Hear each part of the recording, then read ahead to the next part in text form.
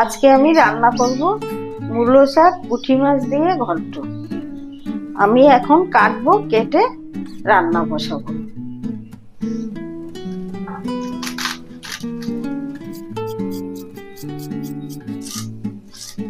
আমি এখন মূলো শাকটা নুন দিয়ে মেখে রাখবো, জলটা ঝরে যাবে, তারপরে রান্না করব।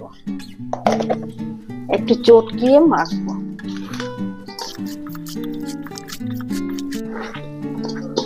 কড়াইতে তেল দিচ্ছি, মাছটা ভাজবো।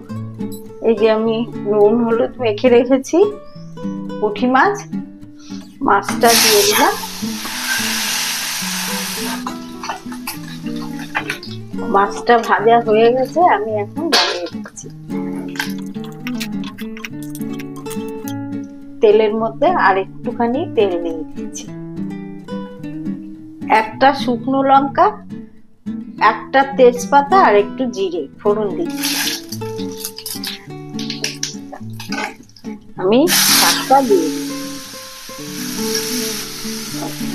আমি আর নুন দেবো না, শাকটা যখন মেখেছিলাম তখন একটু নুন দিয়ে মেখেছিলাম।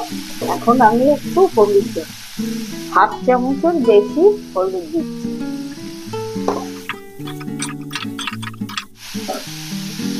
তিনটে কাঁচা লঙ্কা চিড়ে দিলাম, দিয়ে রেখেছিলাম তাই এখন দিয়ে দিচ্ছি।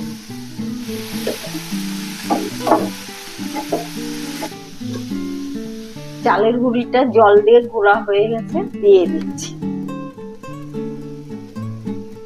একটু জল দিলাম।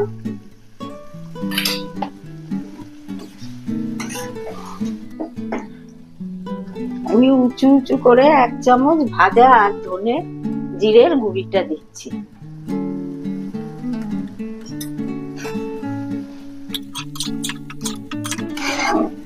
আমার শাকের ঘন্টটা প্রায় হয়ে গেছে, আমি এক্ষুনি নামিয়ে দেব।